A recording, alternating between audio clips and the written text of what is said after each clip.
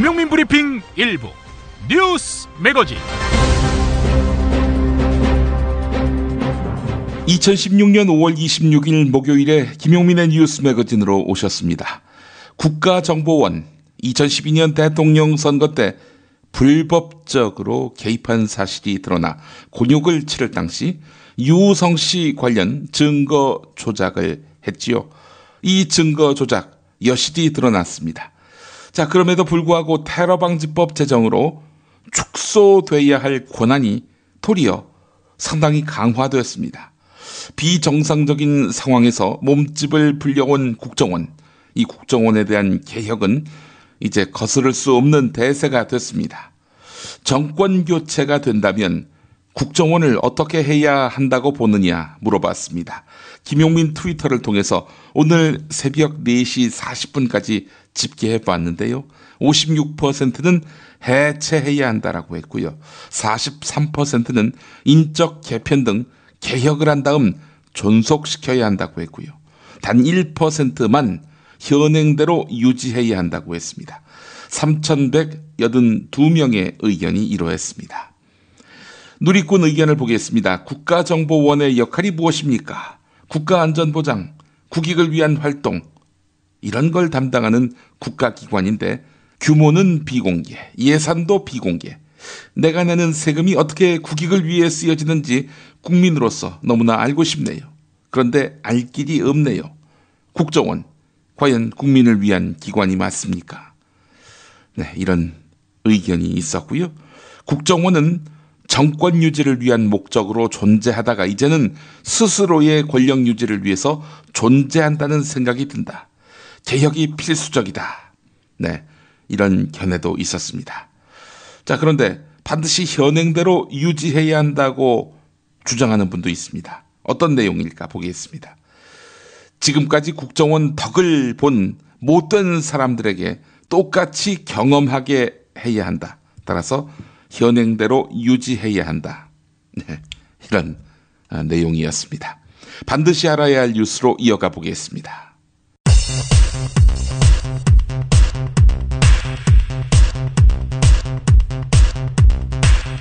반기문 유엔 사무총장이 귀국해서 대선에 출마할 수도 있다, 이렇게 시사하는 발언을 했습니다. 누군가 대통합 선언을 하고 나와서 솔선수범하고 모든 것을 버리고 국가 통합을 위해서 모든 것을 버리겠다는 지도자가 나와야 한다, 이렇게 말했는데요. 들어보겠습니다. 한 9년 반 이렇게 하면서 많이 느끼고 또 한국이 어떤 역할을 할 수 있느냐, 이런 생각을 하고 있습니다. 반기문 유엔 사무총장이 대선 출마 가능성을 시사한 것을 놓고 정치권에서는 반기문 총장과 청와대 사이에 교감설이 나오고 있습니다. 어제 퇴임 기자회견을 가진 정의화 국회의장이 지난 2월 정대철 국민의당 상임고문을 만나서 대선에 나가보려고 한다라면서 도움을 요청했던 것으로 알려졌습니다. 정대철 고문이 밝힌 것인데요. 한편 퇴임 기자회견을 한 정의화 의장의 말 들어보겠습니다. 무엇보다 하루하루 힘겹게 살아가는 국민들을 위해서 국회는 도대체 무엇을 했냐고 하는 따가운 질책에 안타깝고 비통한 심정을 금할 수가 없습니다. 식물국회 논란을 불러왔던 국회 선진화법 권한쟁의 심판 결정이 오늘 선고됩니다. 국회 선진화법의 운명이 결정되는데요. 쟁점 법안의 경우 5분의 3이 동의해야 한다. 이런 내용의 국회 선진화법이 무효라는 취지로 결정이 내려질 경우 엄청난 파장이 예상됩니다. 한편 심판을 요청한 새누리당, 이번 총선 이후 좌불안석입니다. 자기들의 주장이 받아들여지면 자기들은 존재의 위기를 만나게 되는 것입니다. 김무성 대표가 총선 전에 했던 말 들어보시죠. 국회 선진화법이란 족쇄 때문에 제 역할을 하지 못하고 민생경제 법안들이 대거 자초되는 일이 발생하면서 정치권이 민생과 경제를 더욱 어렵게 하는. 서울중앙지검 특수일부는 홍만표 변호사를 피의자 신분으로 불러서 조사할 계획이라고 밝혔습니다. 탈세 혐의가 핵심인데요. 검찰은 홍만표 변호사를 조사한 다음 사전 구속영장을 청구하는 방안을 검토하고 있습니다.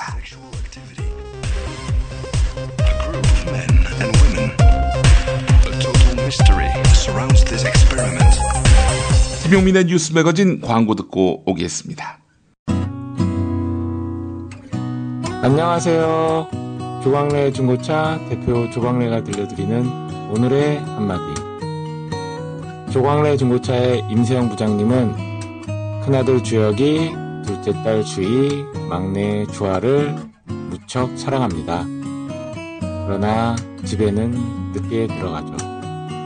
9살, 5살, 3살입니다. 김영민 브리핑과 함께하는 조광래 중고차의 대표번호는 1800-9538. 중고차 거래는 역시 조광래 중고차. 고맙습니다. 지금처럼 사는 게 싫습니까? 전복을 원하십니까? 그렇다면 와우 전복을 드십시오.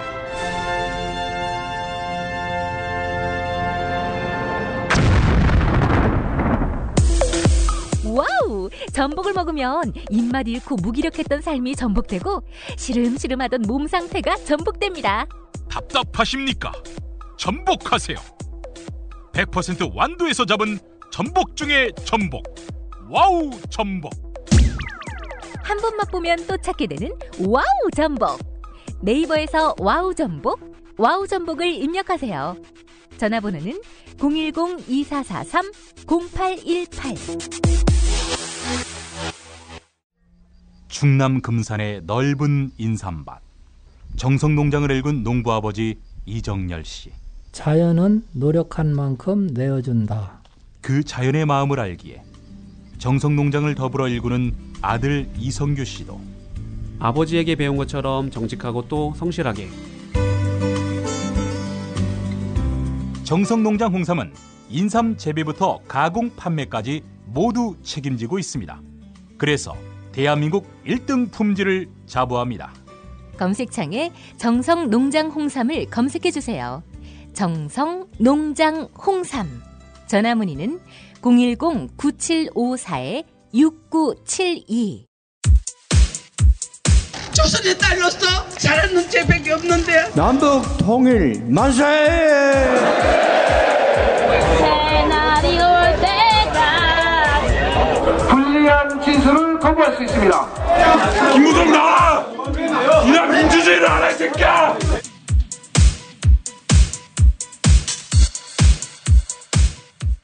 뉴스는 현장이다로 이어갑니다.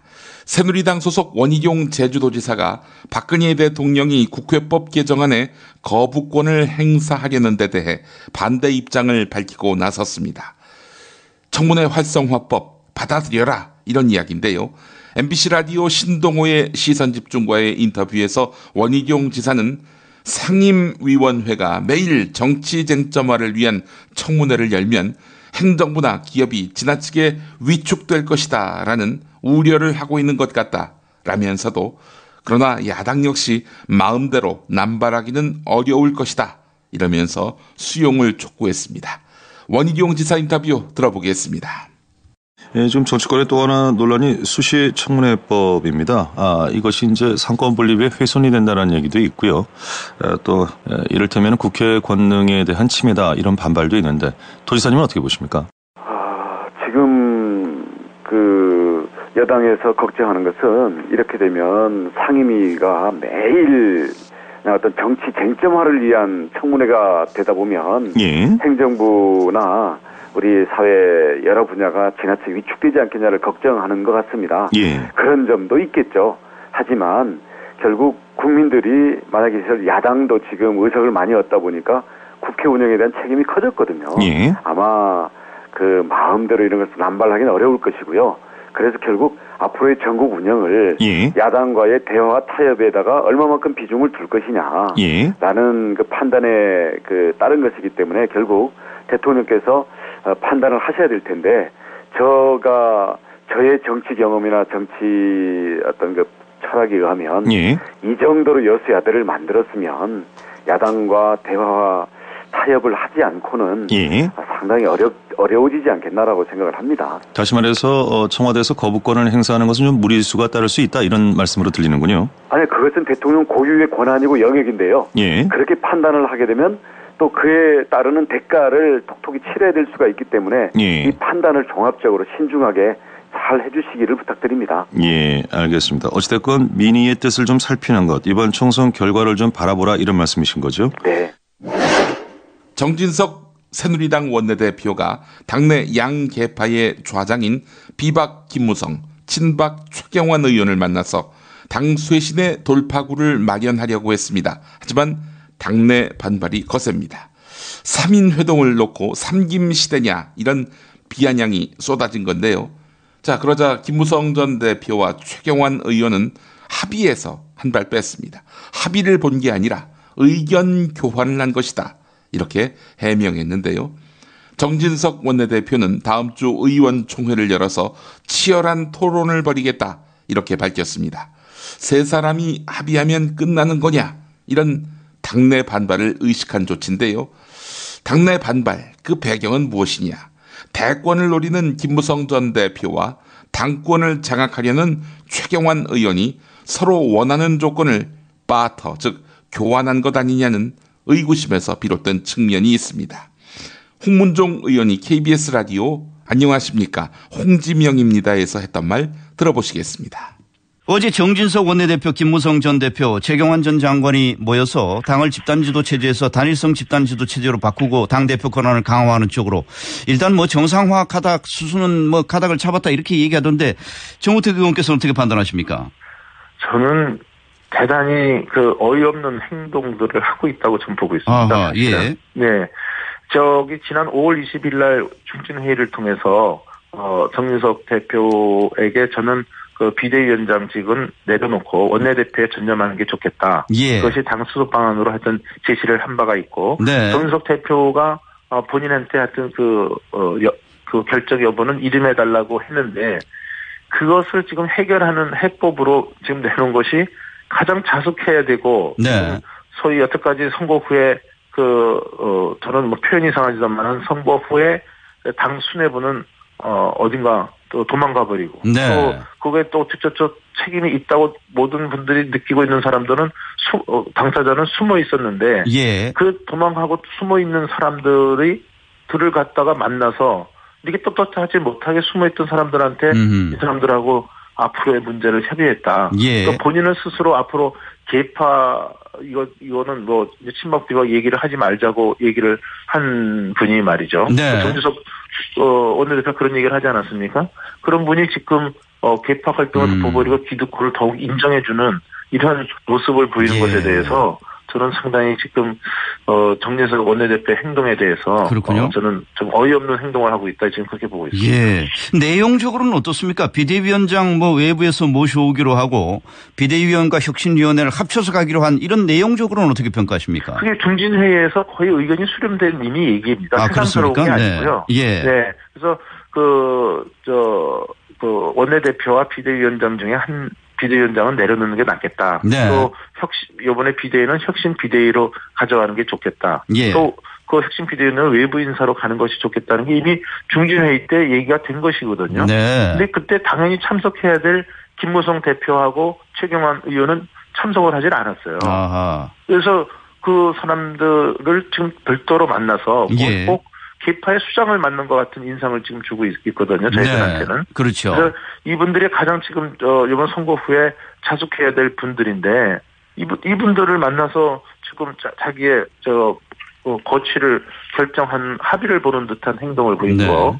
또 당의 지도 체제를 뭐 얘기했다고 뭐 보도는 그렇게 나오고 있는데 네. 지도 체제 문제도 혁신 비대위가 만들어지면 거기서 논의할 사항이지 또 최종적으로는 의원총회에서 결정할 이 문제를 네. 그 세 사람이 당의 지도 체제를 결정하고 이렇게 하는 행동을 보이고 네. 또 이런 뭐 표현이 이상하지만 밀실 합의를 본 것처럼 보이는 것은 네. 제가 보기에는 이건 8, 90년대 상김시대에나 네. 있을 행동을 지금 하고 있어서 제가 좀 답답함을 느껴서 그렇군요. 말씀을 드립니다. 박원순 서울시장이 반기문 유엔 사무총장에 대해서 우리로서는 유엔 사무총장을 배출한 국가로서 자존심이 있지 않겠는가. 그렇다면 유엔 결의문의 정신이 지켜지는 것이 바람직하다고 본다면서 사무총장 퇴임 직후 정부직을 맡지 못하도록 한 유엔 결의를 지킬 것을 촉구했습니다. 박원순 시장이 YTN 라디오 신율의 출발 새 아침과의 인터뷰에서 밝힌 말 들어보시겠습니다. 그리고 오늘 반기문 유엔 사무총장이 우리나라에 옵니다. 그렇죠? 근데 유엔 관례에 따르면 정부직 맡으려면 한 4, 5년 정도는 지나야 한다는 얘기도 있습니다. 그러니까 뭐 거기 유엔 결의안 같은 경우에 딱 시간을 명문화한 건 아니지만 일반적으로 4, 5년 정도 지나야지 정부직을 맡는다 이런 얘기인데, 자 결국 일각에선 친박 대선 후보가 될 거란 얘기도 나오고 한쪽에선 그냥 존경받는 국제 지도자로 남았으면 좋겠다 이런 얘기도 나오는데, 자 여기 어떤 얘기에 동의하세요, 우리 박 시장님은? 뭐 제가 논평할 문제는 아닌 것 같은데요. 논평은 아니고요. 네, 예. 다만 그 유엔 그 결의문이 분명히 예. 네 그런 내용이 있고, 예. 예 그렇다면 아무튼 뭐 사실 우리로서는 유엔 사무총장을 배출한 국가로서 예. 어떤 자존심 같은 게 있지 않습니까? 예. 그렇다면 유엔 결의문의 그런 정신이 뭐 지켜지는 것은 바람직하다고 보고요. 예. 뭐 나머지 문제는 뭐 법적 검토라든지 또 어떤 국민의 여론이 뭐 좌우하지 않을까 싶습니다. 그리고 본인의 결단이 필요하겠죠. 예. 그러니까 여론이 뭐 반기문 총장에 대해서 우호적이면 나올 수도 있다 이런 말씀이시네요. 그죠? 아니요. 저는 아무튼 유엔의 결의문이 있는 이유는 예. 아마도 유엔 사무총장으로서 또는 유엔 간부로서 아하. 사실 이 여러 국가의 어떤 비밀 정보라든지 이런 것들을 많이 알게 되지 않습니까? 예. 그런데 특정 국가의 어떤 공직자가 되면 아하. 그거를 이제 말하자면 활용하거나 악용할 가능성이 있기 때문에 예, 그래서 어떤 그 직책의 공정성을 담보하기 위해서 만들어진 그런 결정문이 아닐까 싶거든요. 예, 그래서 그것은 뭐 존중되는 것이 예. 사실은 바람직하다고는 보는데요. 아무튼 뭐 이것은 뭐 제가 최종적으로 판단할 문제가 아니니까요. 물론 그렇죠. 근데 네네. 사실 뭐 유엔이 괜히 결의안을 만든 것은 아닐 것이다 이런 말씀이신데요. 네네. 그죠? 입선작 우남 찬가로 당선됐다가 자유경제원에 의해서 고소당한 대학생이 있었죠. 장민호 씨. 예. 장민호 씨가 입장을 밝혔습니다. CBS 라디오 김현정의 뉴스쇼에 나온 장민호 씨는 두렵지 않다면서 애초에 공모 요건에 비판하는 시를 내지 말라는 요건이 없었다. 고소는 유치한 해프닝이다. 이렇게 말했습니다. 대학에서 사회복지학을 전공하고 있는 장민호 씨는 국문학을 배운 적은 없지만 우연한 기회에 대회 소식을 접하고 참가하게 됐다며 이렇게 말했습니다. 들어보시죠. 겁나진 않으셨어요? 대학생인데 이런 거액의 위자료 고소장을 받으셨으니?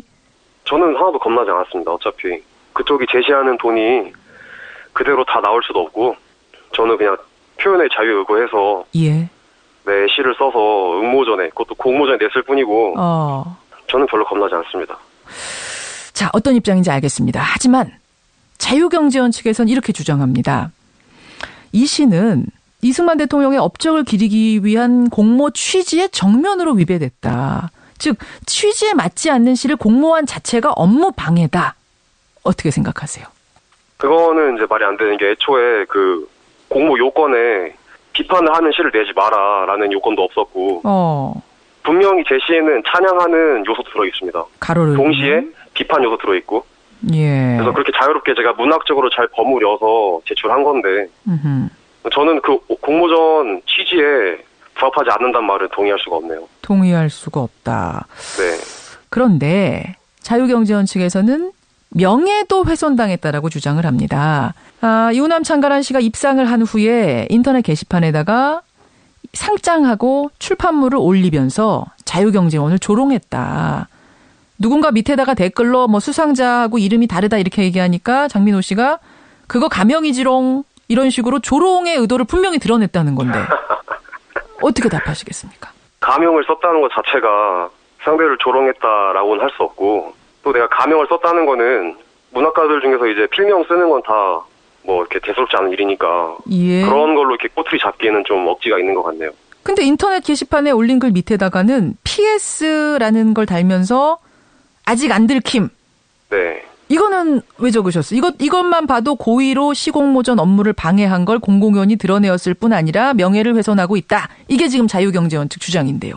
그것도 웃긴 게 안 들킴이라고 표현한 거는 예. 제가 의도한 바를 예. 그 사람들이 아직 캐치하지 못한 것 같다라는 거지. 아. 그게 제가 뭐 고의로 방해하고자 했다 그런 거랑 연결하기는 좀 힘들 것 같은데. 그래요. 심사위원장이었던 복거일 작가는 이런 말 했습니다. 마일드한 테러고 유치한 해프닝이다. 어떻게 생각하세요? 글쎄요. 진정으로 마일드한 테러라 생각을 했으면 예. 고소를 이렇게 진짜 했을까가 의문이지만 아하. 이런 기본적인 시적 장치도 파악하지 못하는데 과연 그분이 문학 전문가로서 앞으로 설 자리가 있을까? 그게 참 안타깝네요. 심사위원들이 기본적인 문학 기법조차 이해하지 못했다면 네. 과연 이분들이 심사할 자격이 있었겠는가? 네. 고소 자체가 더 유치한 해프닝인 것 같습니다.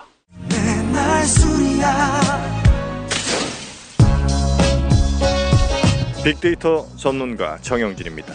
술 마시는 게 곧 업무인 분 많이 계시죠? 메모하세요. 고려생활건강 술술 풀리고입니다. 증권가 샐러리맨 그리고 강남 유흥업소 종사자들 웬만하면 안 취하죠. 술술 풀리고 이게 비결이었습니다. 간장과 신장을 보호하는 화인 피토 성분 그리고 특허받은 제조법. 그래서 술술 풀리고는 누구도 흉내낼 수 없습니다.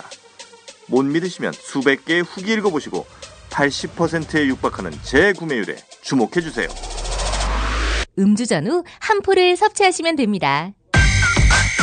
부드러운 분말 형태라 물 없어도 드실 수 있고요. 물을 섞지 않으니 효과는 더 확실하겠죠?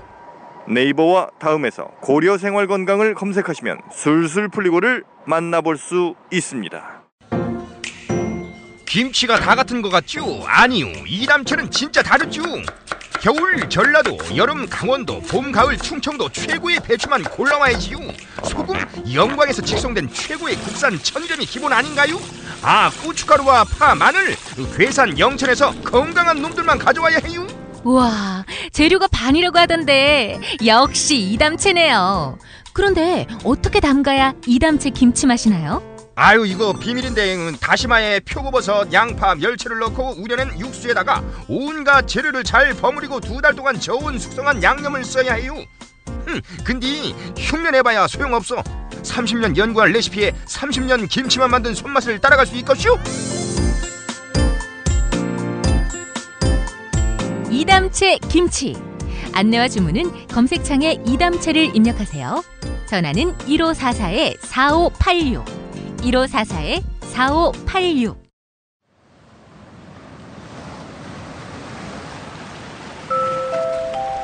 천국 있다 치고 어떤 곳일까? 당신에게 천국의 조건은 무엇입니까? 가족, 친구, 웃음, 만남, 건강, 먹는 재미, 감동, 자연, 소통, 배움, 위로, 공감, 스토리, 아니면 행복한 억압? 지옥에 떨어진 사람들의 고통을 모니터할 수 있는 자격? 어떤 이에게는 천국이 돈과 권력이니 그에게 천국의 조건은 반항 없는 노예들이 많이 필요하겠죠. 템프로 룸사롱과 신인 여배우도 필요하겠죠. 당신에게 천국의 조건은 무엇입니까? 솔직하게 말해주세요. 광고비 대기 벅찬 아직 적자에 허덕이는 새싹 땅콩차 전창걸닷컴 070-8635-1288. 가정의 달 소중한 부모님과 은사님께 새싹 땅콩차를 선물하세요. 해!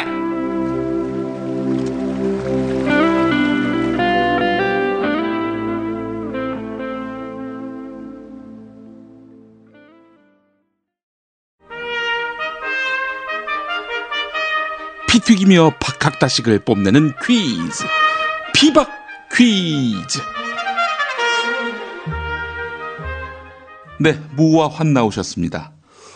안녕하십니까. 많은 사람들이 저보고 대권 출마하라고 계속 압박합니다. 뭐 사실 저도 누군가 대통합을 선언하고 국가 통합을 위해서 뭐 모든 것을 버리겠다는 지도자가 나와야 한다고 생각합니다. 생각이 많은 무 인사드립니다. 어이 뭐 그거 누가 했던 말 같은데 이젠 노골적으로 표절까지 하나? 하긴 문대성이 다시 출마시킨 거, 또 문대성 뺨치게 표절한 전희경이를 비례대표로 끌어온 거, 그거 뭐 당신 작품이잖아. 야 이 새끼야, 내가 방금 한 말이 어떻게 표절이냐 이 새끼야. 뭐 이승민이 원내대표 출마 선언문을 그대로 베껴다 쓴 친박 대변인 민경욱이 풍자 좀 해봤다. 그나저나 뭐 이제 구세주가 강림하셨어. 이제 약 그만 팔고 이제는 찌그러져 있으라고. 총선 당선증이 마르기도 전에 직업 바꿀 생각하는 거 지역구민에게 죄송스럽지도 않나? 반기문이 어제 기자들 앞에서 한 말을 보니까 막판에 가서는 제가 대통령을 한다 이런 것은 예전에 생각해 본 적이 없습니다 이러더구만. 이러니 그 기름장어라는 이야기 듣는 거 아니야? 뭐 어제 얘기는 내년 1월 1일부터 실업자가 되니까 뭐 구직 차원에서 대통령 해보겠다 이 말 같은데, 이 나라에 이제는 생계형 대통령까지 나와야 하나? 닥치라고. 이제 반기문 총장 말대로 국민 통합이 필요해. 야, 이 새끼. 야, 그럼 밥통 같은 소리 하지 마라 이 새끼야. 계층별로, 지역별로, 나이별로, 이제는 성별로 갈갈이 찢어놓은 니네 친박 정권이 할 소리는 아닌 것 같은데. 뭐 당부터 이 개파 저 개파로 갈라놓은 당신이나 반성하라고. 뭐 허나 반기문이 말이야, 그 중소기업진흥공단 취업 좀 시켜줘라. 밥벌이가 궁한 모양인데. 아이 뭐 기왕이면 뽀대 나는 대학 교수 취업시켜주면 안 될까? 수원대 교수 자리 좀 알아봐줘. 당신 딸이 석사인데도 정년 트랙으로 들어간 학교 아니야. 어이 씨발 새끼, 닥치지 못해 이 새끼야. 내가 할 소리야. 자자, 오늘도 문제 내시러 인님 나오셨습니다. 그 반기문이가 참 많이 컸구만. 아니 반기문 사무총장을 그런 식으로 깎아내리셔도 됩니까? 아니 그분도 70대인데. 그 친구가 뭐 그렇게 총선에 나왔다거나 뭐 하다못해서 뭐 구의원이라도 나와봤었나? 나는 뭐 총선에서 아무도 못한다는 그 일당을 만들어준 사람이라고 봐요. 그러니까 앞장서서 뭐 대권 운운하기 전에 반기문이는 내 뒤에 줄을 서야 한다고 봐. 대통령을 해도 내가 먼저 해야 한다고 보는 거지. 영감님 부탁드리는데 꼭 야당 후보가 돼서 나와주세요. 반기문 코가 납작해질 겁니다. 뭐 기왕이면 안철수하고 단일화해서 나와주세요. 뭐 안철수나 영감님이나 뭐 초록이 동생이기도 하니까. 아이 새끼들 그 대세가 어디에 기울어져 있는지를 다 알고 있구만. 아이 새끼들아 사인 받고 싶으면 줄 서 이 새끼들아. 그만하세요 인님. 그리고 저 무화환이 인님을 지금 갖고 노는데 저 말이 진심으로 들리십니까? 뭐라고? 아이 새끼, 아이 싸가지 없는. 야, 이 새끼 너무 뚱뚱해, 이 새끼. 너희 뚱보 새끼. 너희 새끼 저기 양반다리하고 3분도 버리지, 이 새끼야. 뭐 다리가 겹쳐져야지, 이 새끼. 너희 새끼 5분 양반다리 하면 다리에 쥐나지, 이 새끼야. 아니, 지금 그 얘기가 여기서 왜 나옵니까? 정치의 앞날을 얘기해야지요. 야, 이 새끼야, 정치의 앞날은커녕 네 앞에 고추도 안 보이는데, 이 새끼야. 무슨 앞날 타령이야, 이 새끼야. 그만하세요. 비만자 혐오 발언. 네. 이거 중대한 망언입니다. 제가 문제 제기하겠습니다.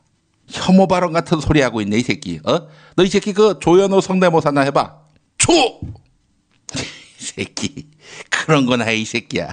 이 새끼. 자, 문제 드리도록 할게요. STX 조선해양채권단이 결국 법정 관리라는 사망 선고를 내렸어요. STX 사망의 최대 책임자로 꼽히는 사람이 있는데, 전 회장이고, 2010년부터 문어반식 확장을 계획했었고, 그래서 주제넘게 현대 하이닉스까지 인수하려고 했던 사람, 그 사람이 누군지 맞춰보세요. 이 정답. 네, 환 정답 아십니까? 내가 경제부총리를 지냈는데 그걸 모르겠어. 뭐 경제부총리 하는 동안 이 문제는 손도 못 대고 이 새끼 자랑이냐 이 새끼야? 뭐 그때 경제부총리 한 게 자랑이야? 닥치라고. 경제부총리가 무슨 만능 해결사야. 왜 나만 가지고 그래? 뭐 그럼 누군가는 책임져야 될 거 아니냐 이 새끼야. 책임져야지. 노무현이 책임져야지. 맞아. 노무현이 책임져야지. 허나 미안해. 무슨 소리 하십니까 지금. 2009년에 돌아가신 분인데 지금 2010년 이후 얘기하는 거 아니에요. 자, 환 정답 아십니까? 예, 정답 알지. 자, 정답은 손길승. 성추행 때문에 조사받으시느라고 STX 사정 잘 모르실 겁니다. 하긴 뭐 그 SK와 STX가 모두 S로 시작돼서 헷갈리셨을 것도 같아요. 바로 정답 가자. 정답은 기업을 망하게 만든 또 회생불능 상태로 만든. 그렇습니다. MB정부 때는 산업은행 덕에 자금 사정이 잠깐 좋아졌지만 그때뿐이었죠. 자, 정답은요? 정답은 김성근.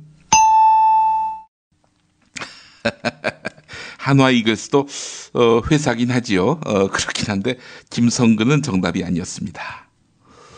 1등 두산은 31승 1무 12패, 꼴등 한화는 승패가 바뀌어서 11승 1무 31패. 씨발, 이게 뭐냐? 이런 걸 보면은 충청도는 가망이 없다. 충청도는 가망이 없다고. 안 그러냐, 화나? 닥치라고. 충청도의 시대가 올 거라고. 아이고, 이 새끼들 야, 이 새끼들아, 자기 반기문이 걱정하기 전에 조영남이 걱정이나 하라고. 충청도 출신. 내 고향은 충청도예요. 자, 이제 그만들 하시고. 자, 오늘 퀴즈 정답은 청취자 여러분의 몫입니다. 선물 드립니다. 요즘 대인공포증, 공황장애 등 정신적으로 피곤한 분들 많이 계시죠? 흥미진진한 심리학 책 나왔습니다. 뿔을 가지고 살 권리, 마음의 본질을 꿰뚫는 일본의 천재 정신과 의사가 썼습니다.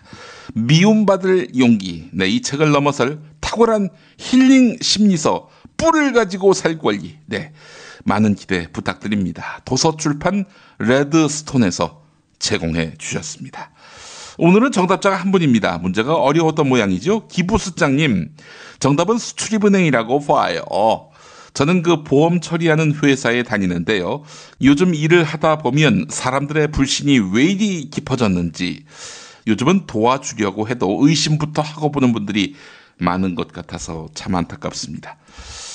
사회가 이렇게 된 것은 국가에 대한 불신, 공권력에 대한 불신, 정치권에 대한 불신, 대기업에 대한 불신이 심해져서 그런 것 같습니다. 더 나은 사회가 되기 위해서는 위로부터 맑은 물이 내려와야 할 텐데 사람을 상대하면서 받는 스트레스, 네, 책 보내주시면 잘 읽고 심리치료 좀 받겠습니다. 부탁드립니다.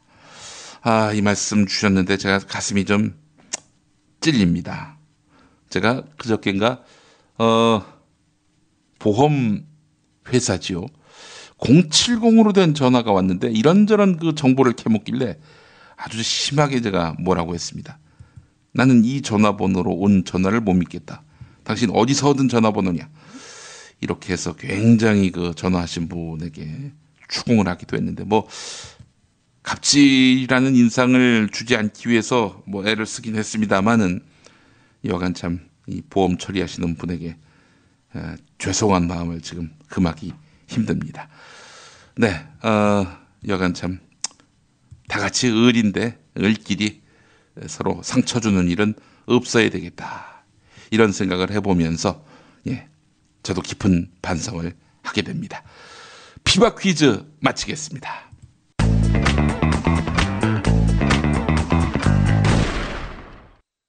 박근혜 왜 저러지?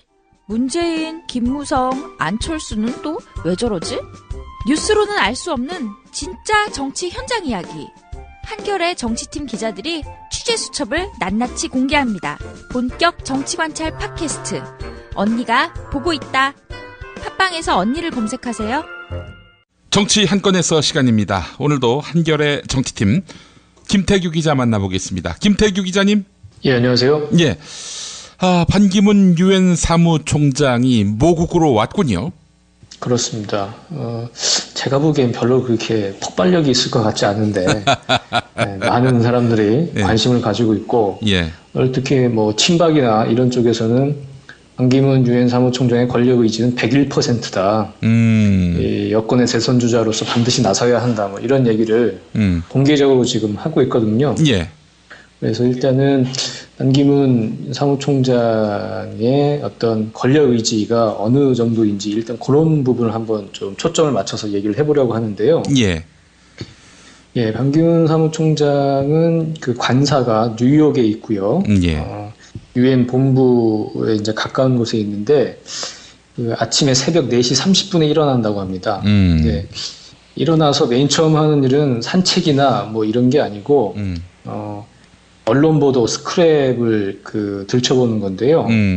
그 기사는 그 자신의 비서인 장옥진 비서 예전에 외교부 차관과 장관일 때부터 자기 옆에 있었던 신복인데 장옥진 비서가 갖다주는 그 언론 보도 스크랩을 훑는데 그때 가장 그 맨 위에 올라와 있는 그 뉴스는 뭐 CNN이나 AP, 뭐 뉴욕 타임스 뭐 이런 그 유엔 관련 기사가 아니라 우리나라 언론의 보도라고 그래요. 그러니까 한국 언론의 어떤 유엔이나 자신에 대한 기사가 어떤 게 나와 있는지 그거를 맨 처음 훑는 것부터 아침 일과를 시작을 한다고 하고요. 그리고 일단은 박근혜 대통령과 친박과의 관계도 상당히 관심거리인데 반기문 총장의 연봉이 40만 달러라고 그래요. 한 4억 8천만 원 정도. 미국 대통령 수준의 그 연봉이라고 하는데 그 외에 이제 판공비가 없다고 하고요.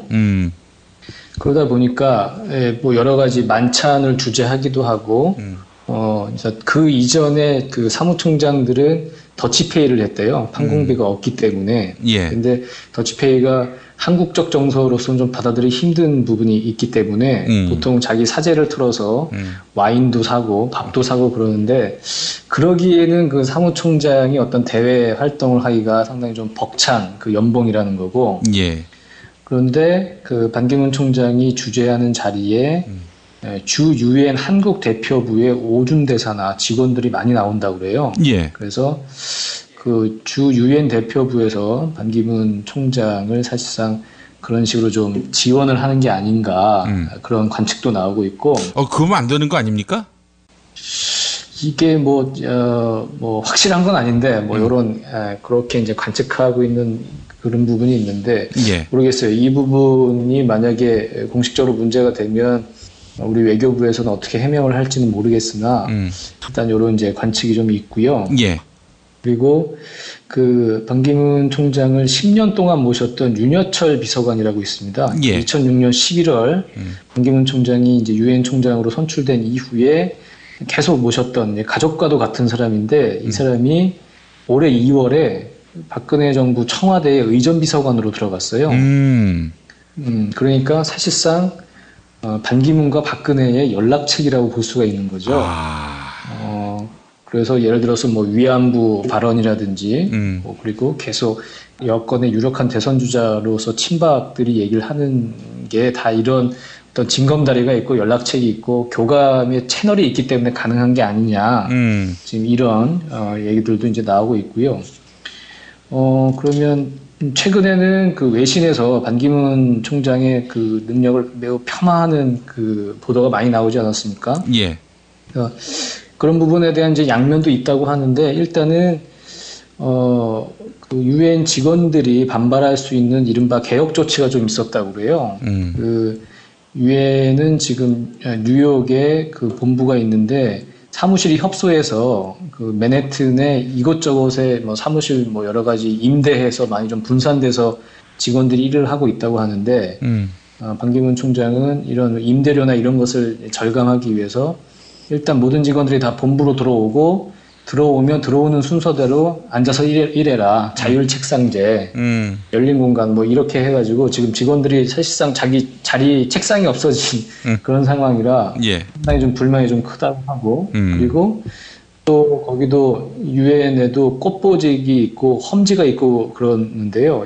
뉴욕이나 빈 이런 데는 상당히 그 선호하는 곳이고 그 외에 어떤 분쟁 지역은 가기를 꺼려하는 곳인데 여기 그런 그 좋은 데만 있는 사람이 있고 또 나쁜 데에만 있는 사람 나쁜 곳으로만 돌고 막 이런 부분이 있어서 반기문 총장은 뉴욕이나 빈 같은 꽃보직은 그 체류 기간을 7년으로 두고 7년이 채우면 꼭 험난한 험지로 이제 발령을 내고 거기서는 또 3년을 채우게 하는 이런 식의 좀 개혁적인 조치가 있었다고 합니다. 그런 부분 때문에 그 외신에서 반기문 총장에 대해서 좀 박하게 폄하하는 보도가 나오는 게 아니냐 이런 또 얘기들이 있습니다.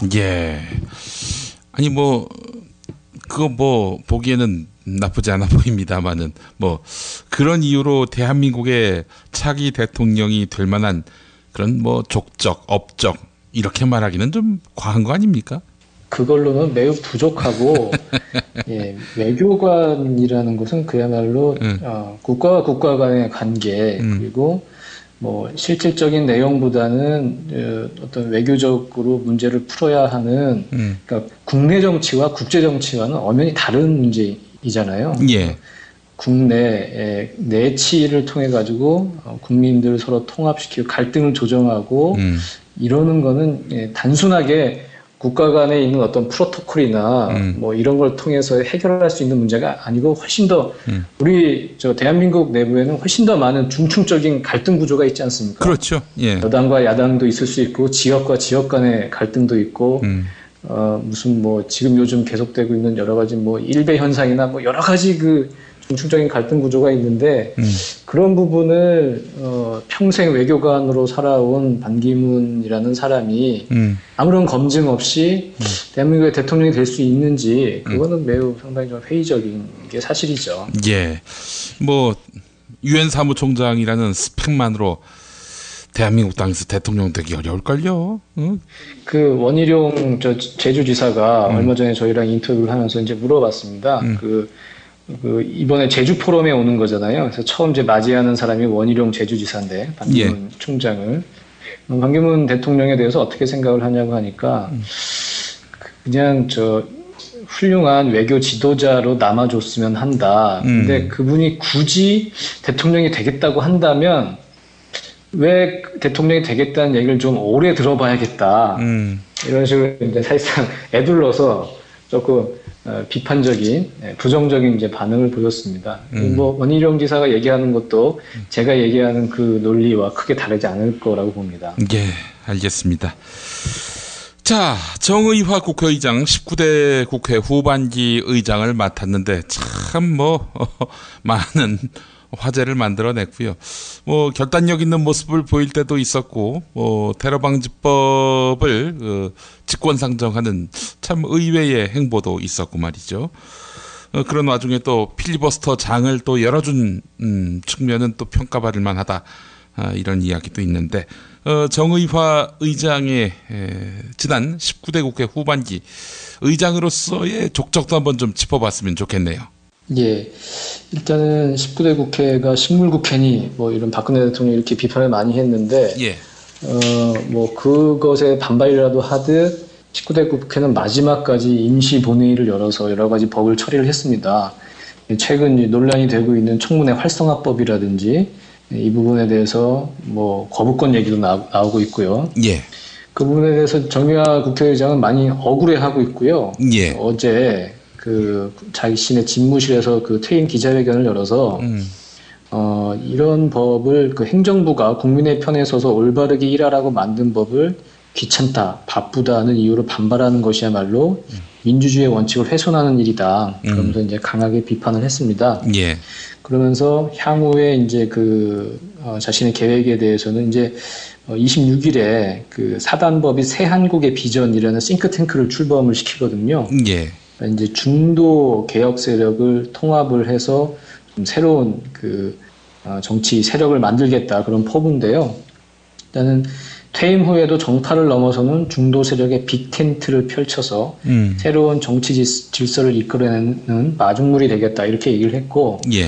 또 중대선거구제 개헌 등 뭐 이런 식의 어떤 개헌 논의도 같이 내놨습니다. 그동안 어찌 보면 그 새누리당 국회의원으로서의 정치 생활을 이제 마무리를 하는 거죠. 그 새누리당에서는 그동안 노여움을 풀라면서 끝나면은 자동으로 이제 이제 오는 거 아니냐 다 이렇게 얘기를 하고 있는데 자동으로 복당은 됩니다. 지금 국회의장이기 때문에 자동으로 이제 탈당을 해서 무소속 상태인 것이고, 예. 그 자동으로 복당은 되는데 그럼에도 아마 본인은 탈당을 할 것 같고요. 그동안 박근혜 대통령과 사실은 비박임에도 불구하고 박근혜 대통령에 대한 어떤 반발 심리, 친박들의 그 반발 심리로 인해 가지고 후반기 국회의장 경선에서 황우여 후보를 꺾고 파란을 일으키며 그 국회의장이 이제 선출이 됐고요. 그리고 그동안에 보였던 어떤 온화한, 뭐 합리적인 온화함과는 달리 후반기 국회의장을 수행하면서는 매우 강단 있는 모습을 많이 보여줬고, 예. 또 예전에 박근혜 대통령과의 이제 대립과 아주 감정적인 골이 깊어진 그 시기 처음 사건이 2012년에 그 대선을 앞두고 제기됐던 그 장준하 타살설이었습니다. 그 장준하 선생의 유고를 그 유족회에서 뭐 이렇게 감정을 해보니까 좀 두개골이 함몰되고 타살 가능성이 높다는 그 감정 결과가 나오니까 정의화 국회의장이 또 그 신경외과 의사잖아요. 예. 그래서 내가 의사여서 아는데 이것은 그냥 산에서 떨어져서 생기는 그런 두개골 함몰이 아니다. 이것은 타살이 맞다. 그러니까 2012년 대선 직전에 그런 얘기를 해버리니까 사실상 박정희 정권에 의한 타살이 맞다고 지금 얘기를 하는 것이고, 예. 그 부분에 대해서 박근혜 대통령 상당히 화가 난 거죠. 그래서 이제 눈밖에 이제 나기 시작했고, 그리고 그 이후에 국회의장이 된 이후에는 그 역사교과서 국정화 문제를 두고서 정의화 국회의장이 이렇게 얘기를 했죠. 국민들을 분열과 갈등으로 몰아넣지 말고 통합의 정치를 펴달라. 이렇게 직설적으로 박근혜 대통령을 겨냥을 했고, 또 그 행정부의 그 시행령, 국회가 입법한 그 법률에 어긋나는 시행령을 행정부가 만들었을 때 그것을 국회가 수정 요구할 수 있게 한 국회법 개정안에 대해서 박근혜 대통령이 이것은 행정부 대통령에 대한 권한의 침해를 하면서 이 부분을 주도한 유승민 원내대표를 쫓아내려고 하지 않았습니까? 그랬죠. 그 과정에서 박근혜 대통령이 그 시도를 할 때 또 정의화 의장은 중재안을 가지고 들이밀어서 박근혜 대통령이 거부권을 행사하기 막 좀 어렵게 만든 또 그런 측면, 뭐 이런 것들도 다 박근혜 대통령의 심기를 건드린 이제 행동이 됐고요. 예. 아까도 말씀하셨지만 뭐 임기 막판에 테러방지법 직권상정이 국가 비상사태라면서 마치 이 법이 안 되면 금방 테러가 일어나고 북한에 남한에 대한 테러가 일어날 것 같다는 어떤 자신의 어떤 주관적인 국정원의 보고만 받고 국가 비상사태라고 판단을 한 다음에 테러방지법 직권상정을 해서 그 법을 사실상 이제 강행 통과를 시켰고요. 예. 아까 말씀하신 것처럼 그런 결단으로 인해서 정말 우리가 그 교과서에서나 볼 수 있었던 필리버스터라는 것을 눈앞에서 펼쳐지게 했고, 지난번에 제가 말씀드린 것처럼 그 필리버스터가 20대 총선 선거운동 2개월 동안에 가장 많이 회자됐던 그 선거와 관련된 화제였고, 예. 그래서 결국은 그게 지금의 어떤 그 야권의 승리로 이어진 부분도 있고요. 예. 그래서 일단은 그동안의 어떤 새누리당 출신의 국회의장들과 비교를 하면은 상당히 합리적이고 괜찮은 그 국회의장이었고 마지막에 좀 오점도 있긴 했지만 그래도 여러모로 적지 않은 성과를 남겼다 이렇게 평가를 할 수 있을 것 같습니다. 예. 정의화 의장과 겨루었던 그 후반기 국회의장 후보가 바로 황우여 사회부총리 겸 교육부 장관 아니었습니까? 만약에 그 양반이 국회의장이었다면은 뭐 청와대의 뭐 거수기 혹은 뭐 여의도 출장소장 뭐 이런 역할밖에는 못하지 않았겠나 이런 생각도 들고 말이죠. 그러면 박근혜 대통령이 그렇게 열받을 일도 없을 것이고 식물국회라며 국회를 탓할 일도 없을 것이고 뭐 밤에 잠을 못 잘 정도로 한스러운 그런 뭐 것도 없었겠죠. 예. 여간 참 정의화 의정사에 그래도 좀 긍정적으로 묘사될 부분도 있을 거라고 봅니다. 예. 예. 자, 정의화 의장 이렇게 떠나게 되고요. 자, 지금 전국의 그 최대 쟁점은 청문회 활성화법. 결국 청와대가 거부권을 행사할 것 같은데, 이게 갑자기 김진태 새누리당 당선자, 이 사람의 그 주장이 돌출되고요. 그러니까 이분 이야기는 이거 아닙니까? 19대 국회 안에 대통령이 국무회의에서 공포하지 않으면은 이거 그냥 없던 일이 된다. 이런 식의 이야기를 하기도 하고. 어떻습니까? 지금 청와대가 노골적으로 거부권을 행사하기는 여러 가지로 좀 부담을 느끼고 있는 그런 상황 아닙니까? 지금 청와대가 그 김진태 의원의 그 주장에 대해서 다 그 법리 검토를 했는데, 예, 그런 식으로 가면은 법리적으로 여러 가지 논쟁거리가 더 생기기 때문에 더 불리하다. 그래서 김진태 의원의 그 얘기는 이제 킬했다고 하고요. 아, 그래요? 예, 공포를 안 해서 자동 폐기하려는 건 더 위험 부담이 크다. 그렇기 때문에 그냥 거부권으로 가는 게 맞다. 이렇게 지금 판단을 내렸다고 합니다. 예. 그래서 지금 박근혜 대통령은 이제 외국에 나가 있는 상황이고 다음 국무회의는 5월 31일에 열리거든요. 그때는 박근혜 대통령이 이제 부재 중인 것이고 황교안 국무총리가 국무회의를 이제 대신 주재하게 되는데 그다음에 보면 31일 국무회의에서 황교안 국무총리가 거부권을 결정을 하고 아프리카에 가 있는 박근혜 대통령에게 재가를 받는 형식으로 그렇게 거부권을 한다고 하고요. 예. 예전에 그 통합진보당 해산 결정을 할 때도 그때도 아마 그런 식으로 총리가 하고 박근혜 대통령이 외국에서 영국에서 아마 재가를 한 것으로 알고 있습니다. 본인 손에 피를 안 묻히는 그런 모양새군요. 그런 모양새이면서 동시에 또 외국에 나가서도 열심히 내치를 챙기는 대통령이라는 예, 그런 이미지를 이제 줄 수도 있고요. 예. 근데 지금 이게 19대 국회는 5월 29일에 임기가 종료가 되거든요. 네. 그러면은 19대 국회가 임기가 종료된 이후에 대통령이 거부권을 행사를 하는 것인데 다시 그러면 그 국회로 이제 환부를 하는 것이고 국회는 재의결을 해야 되는데 그러면 19대 국회에서 의결한 것을 20대 국회에서 재의결할 수 있느냐 없느냐 그 부분에 대한 논쟁도 있었는데 일단은 다수의 법학자들은 20대 국회에서도 재의결할 권한은 있다 이렇게 보는 것 같고요. 예. 그럼 문제는 이것이 다시 그러면 재의결될 수 있을 것이냐. 대통령이 거부권을 행사했을 때 재의결로서 그 법안을 법률로 확정하는 그 정족수는 그 제적의원 과반수의 출석과 출석의원 3분의 2의 찬성이거든요. 아주 이제 단순하게 보면 300명 중에 200명이 찬성을 해야 이 법안이 이제 확정이 된다는 건데요. 근데 지금 보면은 더불어민주당이 123석, 국민의당이 38석, 정의당이 6석이고 예. 합치면 이제 167석입니다. 예. 200석에는 이제 23석이 이제 모자르고요. 그렇죠. 지난번에 이 법이 통과됐을 때 새누리당에서 이탈표가 나왔으면 이 법이 통과가 안 됐을 텐데 새누리당 비박 의원 한 10명이 찬성표를 던졌거든요. 그래서 통과가 됐는데 이 비박 의원들이 찬성표를 만약에 던진다고 해도 200석에는 모자라기 때문에 재의결까지 가면은 이 법이 살아남기는 쉽지 않을 것이다. 이런 이제 관측이 나오고 있고 예. 그러면 이걸 어떻게 대처를 할 것이냐. 그 더불어민주당이나 국민의당은 일단은 이 부분에 대해서 국회가 청문회를 활성화해서 열심히 일을 해보겠다는데 이걸 가지고 지금 대통령이 문제 삼는 것 자체가 문제라는 그 원론적인 부분에 대해서는 당연히 그 주장을 하는데 우상호 원내대표는 이렇게 얘기를 했습니다. 대통령의 이 말도 안 되는 거부권은 야당을 강경으로 몰아가려고 덫을 놓으려는 것 같다.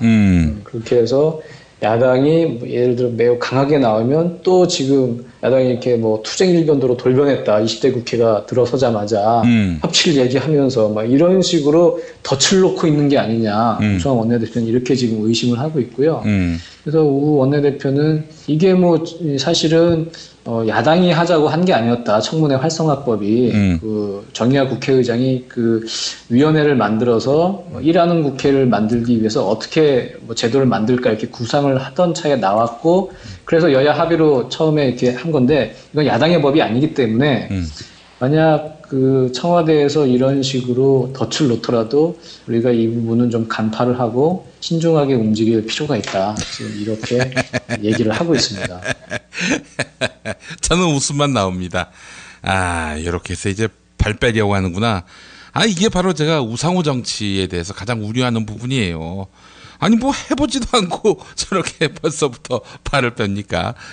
근데 요건 또 실질적으로 보면요. 이 사실은 제가 지난번에 말씀을 드렸지만 그동안에도 그 개정 이전의 국회법에도 중요 안건의 청문회를 할 수 있다고 돼 있었고 그래서 예를 들어 뭐 옥시 관련한 청문회라든지 한진중공업 청문회라든지 그러니까 법안과 직접적인 관련이 없어도 청문회를 열 수가 있었거든요. 상임위에서. 지금 20대 국회에서 지금 여소야대가 됐고 그러면 각 상임위도 여소야대로 꾸려질 것이고 그러면 상임위별로 야당끼리 연합을 해서 과반이 넘어가니까 우리가 이런 건 한번 청문회 해보자. 그러면 충분히 어떤 국민들이 알고 싶어하는 중요 안건에 대해서는 청문회를 열 수 있는 실질적으로는 그럴 수 있기 때문에 이거에 꼭 우리가 막 이걸 꼭 관철시켜야 한다. 뭐 이렇게 막 목을 맬 필요는 없다는 그 우상호 원내대표의 판단이 뭐 틀린 거는 아닌 것 같습니다. 뭐 저도 그 부분에 대해서 뭐 무조건 싸워야 된다, 들이받아야 한다 이런 얘기가 아니라, 그러니까 그거는 내재시켜놓고 숨겨놓고 그 어느 시점에 가서 표면화를 해야지.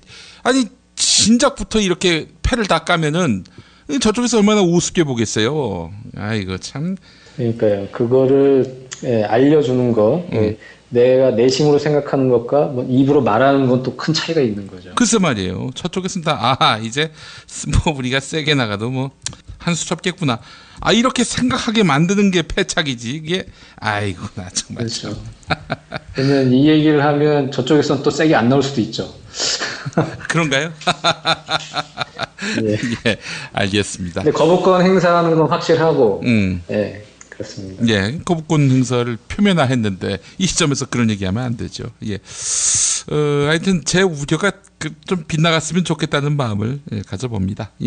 자, 오늘도 김태규 기자님 수고 많으셨습니다. 감사합니다.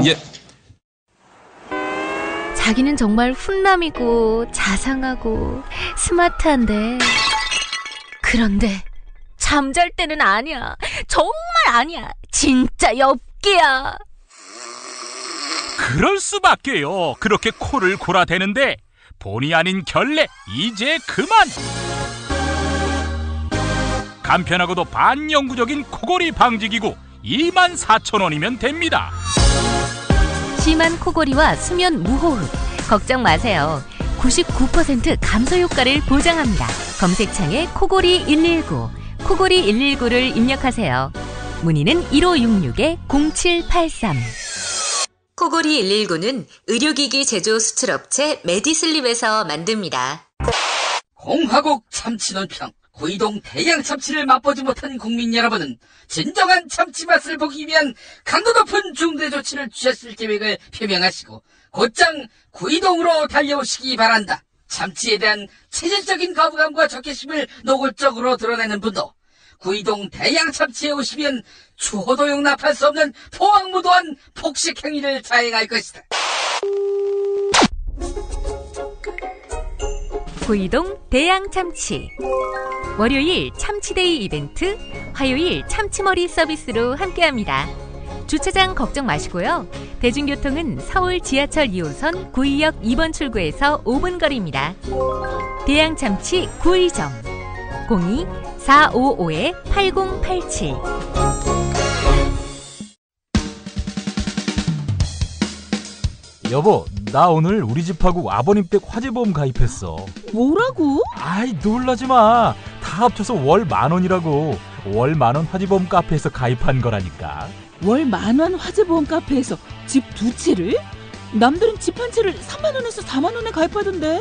화재와 배상 책임은 기본이고 도난, 보이스피싱까지 보장해준대. 정말? 대박! 텔레비전, 냉장고, 김치냉장고, 에어컨, 세탁기, 전자레인지 고장나면 수리비용까지 보장해준다고. 월 10,000원 화재보험 카페라고 했지?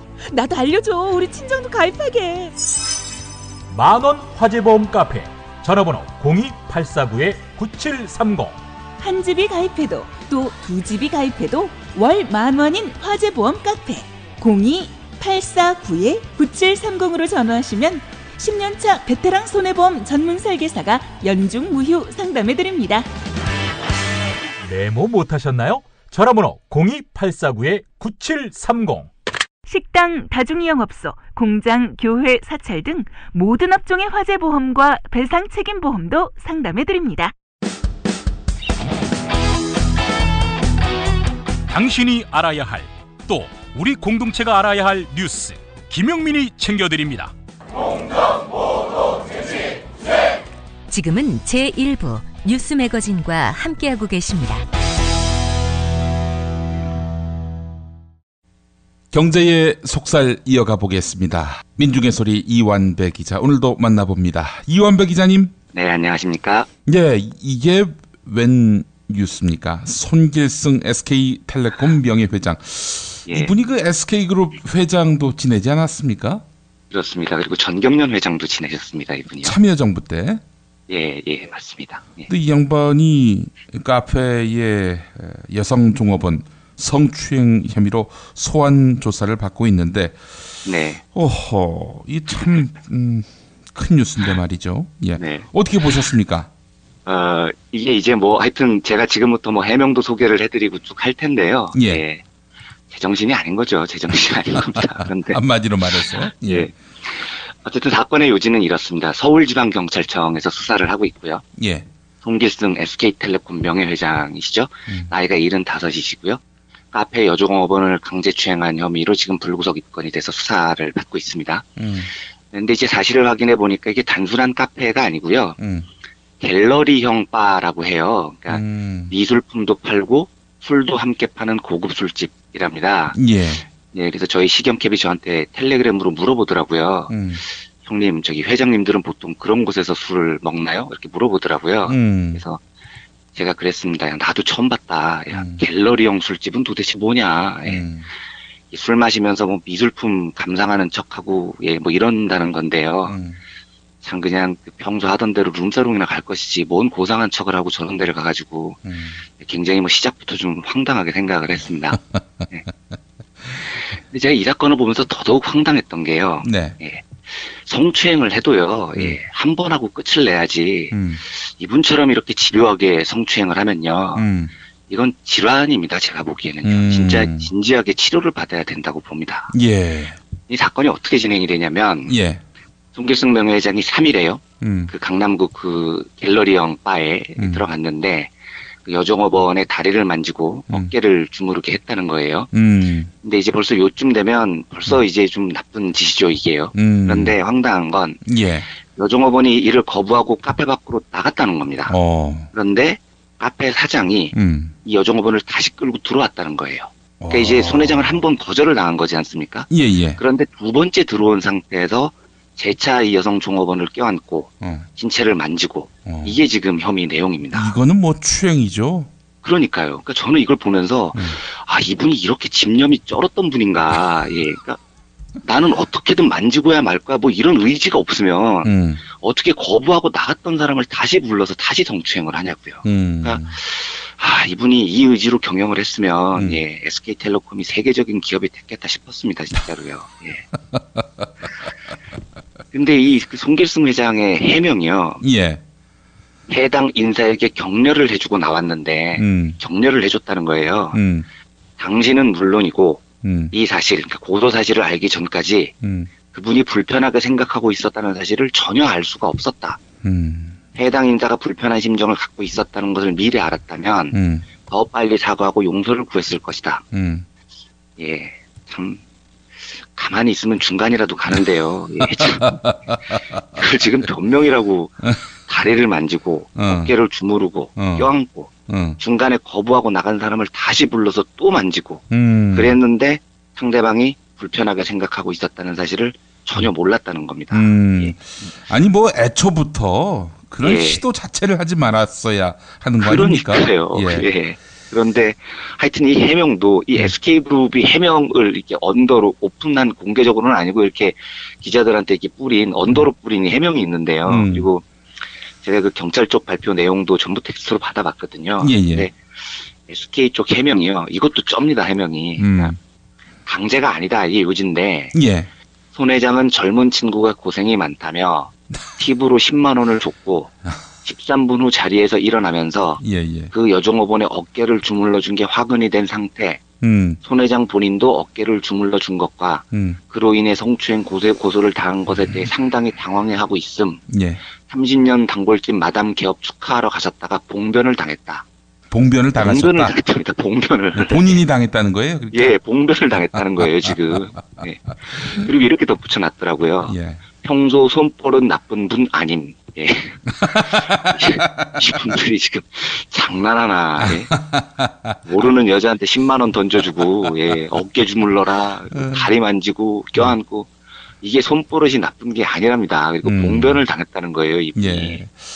예. 그러니까 여종업원을 격려했다는 건데. 그렇죠. 이건 마치 얼마 전에 공소시효 같이 난 이 윤창중 전 청와대 대변인이 미국에 가서 거기 현지에서 박근혜 대통령 방미 과정을 이렇게 뭐 여러 가지로 수행하고 또 도와줬던 여성 봉사자라고 해야 되겠죠. 그분에게 뭐 유학 생활하는데 뭐 고생하는데 격려했다. 뭐 이런 말을 했다는 그렇죠. 거 아닙니까? 호텔방에서 홀딱 벗고 격려를 했다는 거랑 똑같은 말입니다. 이게 지금. 그리고 윤창중 씨도 아마 자기가 봉변을 당했다고 생각을 하고 있을지도 몰라요. 사실은 이분들 정서가. 박기태 국회의장 이제 전 국회의장도 골프장에서 그렇죠. 캐디에게 자기는 그런 뭐 과한 행위를 한 적이 없는데 상대가 그렇게 받아들인 모양이다. 이런 식으로 얼버무렸고요. 희대의 명언을 남기셨죠. 박기태 의장께서는 가슴은 찔렀지만 성추행은 아니다. 이런 명언을 남기셨는데 정말 참 황당합니다. 근데 이제 이게 관련해서 경찰이 그 기자 브리핑을 한 대목도 제가 풀텍스트로 받아봤는데요. 경찰이 이렇게 이야기를 합니다. 사실관계에 대해서 이제 기자들이 물어본 거예요. CCTV 영상 분석이 끝났느냐, 사실관계가 맞느냐 이렇게 물어봤더니 경찰이 언론에 나온 사실관계가 대강 맞다고 보면 된다. CCTV를 통해 해당 장면, 강제추행 장면을 확인했다. 행위 장면만 놓고 봤을 때에는 강제추행 혐의를 적용할 수 있다.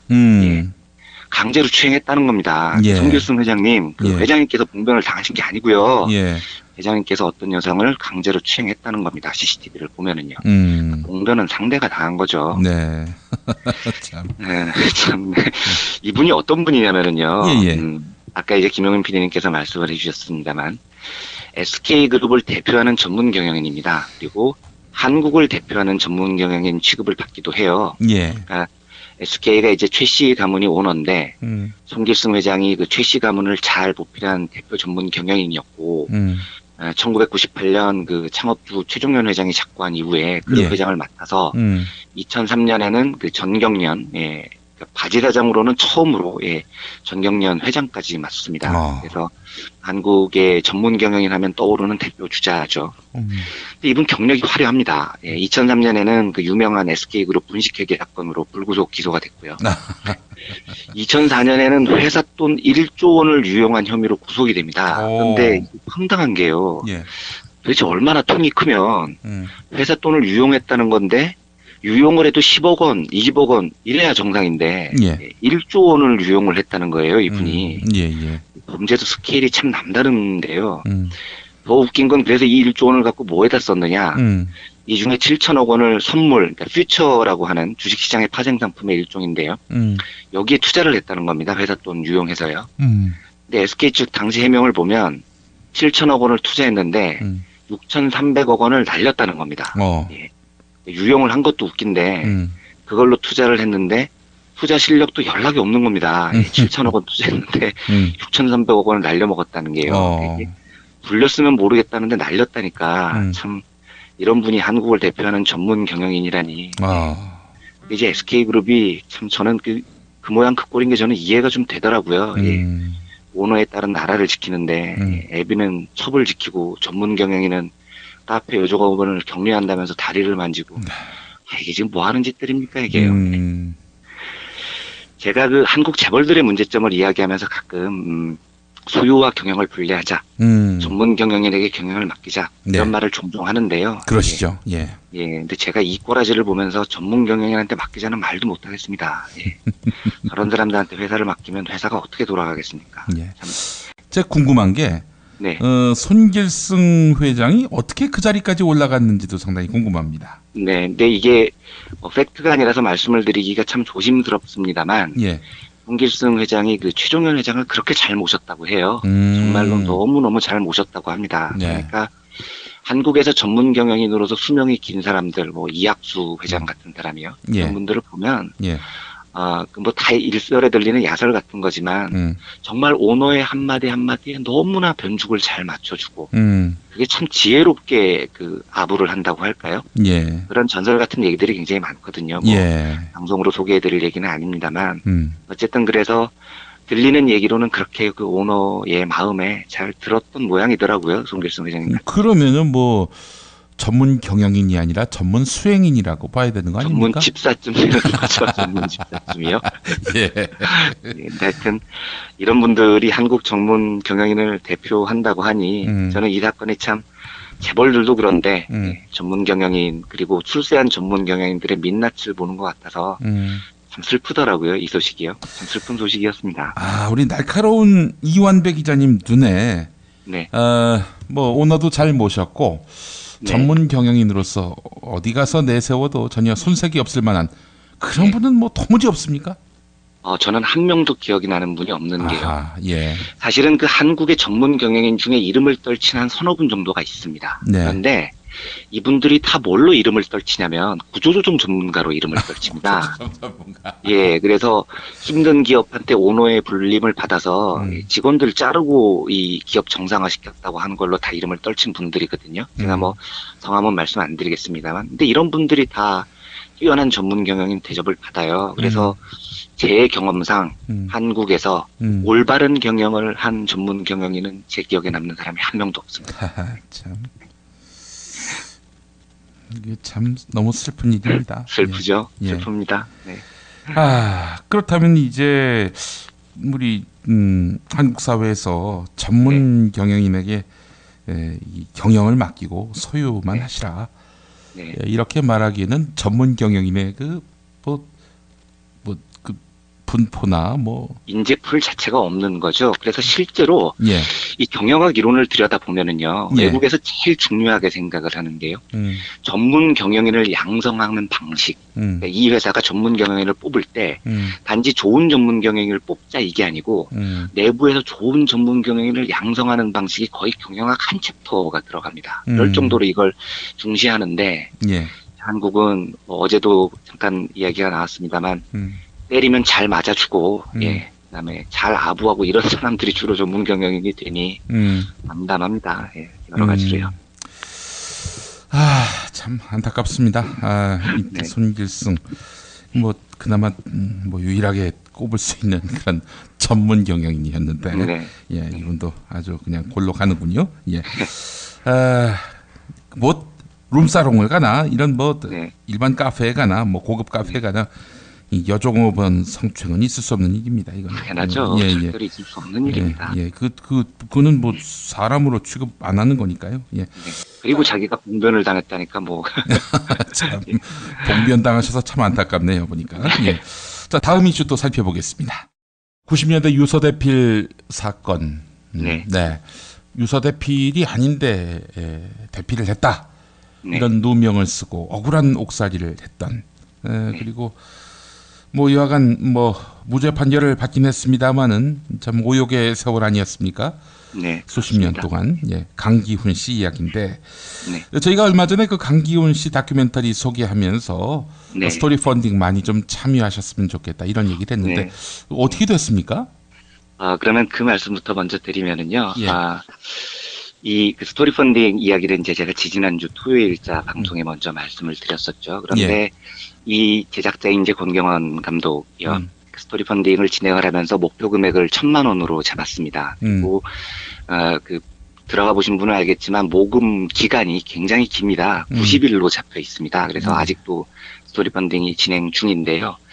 근데 그 권경원 감독님의 이야기를 나중에 후문으로 들어보니까 1,000만 원 모금에 이걸 90일로 길게 잡은 이유가 1,000만 원이 절대로 안 될 거라고 생각을 하셨다는 겁니다. 그래서 권경원 감독님 말씀을 들어보면 25년 전의 사건이고 누가 이것을 기억을 해줄까. 그래서 1,000만 원 절대 될 리가 없다.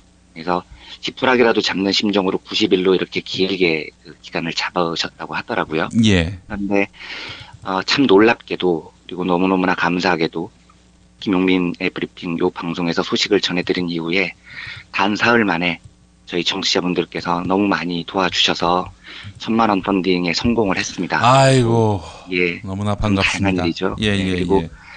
진심을 다해서 이 자리를 빌어서 도와주신 모든 분들께 감사의 말씀을 정말로 드리고 싶습니다. 예, 저도 뭐 우리 애청자분들 참여해주신 분들께 머리 숙여서 감사의 말씀을 드립니다. 예, 정말 너무나 감사한 일입니다. 그래서 요 얘기는 이제 끝날 때 다시 한번 드리도록 하겠습니다. 예, 예. 오늘은 어떤 소식을 전해드리려고 하냐면 드레피스 사건이라는 역사적으로 유명한 사건 이야기를 좀 드리려고 합니다. 예. 이 사건을 말씀드리는 이유도 나중에 설명을 드리겠고요. 굉장히 유명한 사건입니다. 많이들 아실 것 같고요. 또 혹자들은 죽기 전에 알아야 할 세계사 100선 안에 이 드레피스 사건을 집어넣기도 합니다. 그만큼 중요한 사건이죠. 사건을 요약드리면 1894년 12월 22일에 프랑스에서 있었던 사건입니다. 프랑스 군에 유대인 출신의 장교가 있었습니다. 알프레드 드레피스라는 사람이었는데요. 이 사람이 군사 기밀을 독일에 유출했다는 혐의로 종신형을 선고를 받습니다. 예. 근데 이 사건이 일어난 배경을 좀 알아둘 필요가 있습니다. 예. 프랑스가 당시에 독일을 상대로 한 그 방어 전쟁에서 박살이 나거든요. 그래서 독일한테 배상금을 물려줘야 하는 상황이었던 겁니다. 그래서 프랑스 국민들이 그 독일에 대한 반독일 감정이 엄청나게 높았었습니다. 예. 그리고 원래 그 당시에요. 그 프랑스뿐만 아니고 유럽에서는 반유대주의 감정이 굉장히 심했습니다. 그러니까 유대인들이 유럽 금융을 장악하고 있었거든요. 아마 잘 아시는 셰익스피어 작품 소설의 베니스 상인에 보면 그 악덕 금융업자가 나오지 않습니까? 그런데 그 악덕 금융업자가 바로 유대인입니다. 그래서 실제로 당시 그 프랑스에 있는 가톨릭 계열의 신문들은 아예 신문에다 대고 유대인은 프랑스의 적이다. 신을 살해한 민족이다. 그들은 저주받았고 우리는 기독교인이다. 뭐 이렇게 보도를 할 정도로 반유대주의를 조장한 상태였고요. 그런데 어쨌든 프랑스에서 중요한 군사기밀이 독일로 유출이 됐습니다. 자, 그러면 프랑스 사람들이 너무 화가 났겠죠. 야, 우리의 원수인 독일한테 군사기밀을 빼돌리다니. 누군가를 잡아서 족쳐야 돼. 그런데 이 레이더에 걸린 게 공교롭게도 유대인 출신 프랑스군 장교 드레피스였던 겁니다. 이때 이 재판 과정이 얼마나 처참했냐면요. 드레피스에게는 변호인도 허용이 되지 않았습니다. 예. 그리고 이 유죄를 내리는 논거가 뭐냐면요. 정보 유출된 그 문건에 이 암호명이 D라고 찍혔다는 거예요. 그러니까 이 암호명 D, 그러니까 드레피스다. 이게 드레피스한테 유죄를 내리는 논거였습니다. 황당했죠. 이 사건이 이제 어떻게 진행이 되냐면 모든 지식인들에 나서서 드레피스는 유죄다라고 외치는 동안에 2년이 지난 다음에 드레피스가 옥살이를 할 때 우연히 진짜 간첩이 발견이 됩니다. 예. 이 프랑스 참모본부 정보국에서요. 그러면 당연히 드레피스를 풀어줘야죠. 그런데 프랑스군, 정부, 사법부, 지식인, 언론 모두 다 드레피스 사건을 덮어버리려고 노력을 합니다. 왜냐하면 자기들이 저지른 잘못을 은폐하기 위해서였던 거죠. 예. 이게 사건이 나중에 커지는 계기가 뭐냐면요. 프랑스를 대표하는 소설가죠. 에밀 졸라, 유명한 이 소설가가 89년 1월 13일에 그 신문 여명이라는 잡지예요. 나는 고발한다 라는 제목의 유명한 공개 편지를 기고를 합니다. 그래서 이 용기 있는 기고와 함께 아나톨 프랑스, 앙리 푸엥카레, 장 조레스 수많은 진보적 지식인들이 프랑스 군부와 정부에 대해서 비판을 하기 시작하고요. 드레피스의 무죄를 주장을 합니다. 예. 당시 에밀 졸라가 재판정에서 남긴 말이 유명한 말이 있습니다. 유명한 말이죠. 예. 네. 드레피스가 결백함을 나는 맹세코 주장합니다. 나의 생애와 명예를 걸고 확언합니다. 나의 작가 생활 40년과 필생의 작업으로 획득한 모든 것을 걸고서 만일 드레피스가 결백하지 않다면 신이시여 이 모든 것을 파멸하고 나의 작품이 잊혀지도록 하옵소서. 자기의 모든 것을 건 겁니다. 에밀 졸라가요. 예. 자기의 모든 것을 걸고 호소하고 노력했기 때문에 결국은 1899년에 드레피스는 사면을 받았고 1906년 무죄 판결을 받습니다. 예.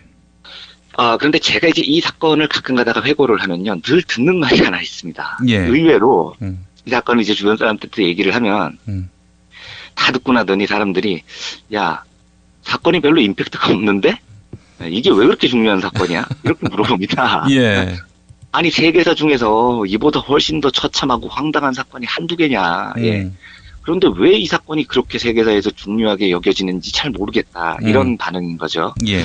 혹시 이제 저희 청취자분들께서도 뭐 그렇게 생각하실 수 있을지 모르겠는데요. 그런데도 불구하고 이 사건이 세계사 100선 안에 들만한 중요한 사건처럼 느껴지는 이유가 뭐냐면은요. 이게 유럽 사회에서요. 지식인의 민낯, 그러니까 저는 이제 지식이라는 표현을 잘 안 좋아합니다만 주로 지식노동자라고 많이 말하는데요. 예. 이 지식노동자라는 층의 민낯이 완전하게 까발려졌기 때문입니다. 예. 유대인 드레피스는 간첩이야.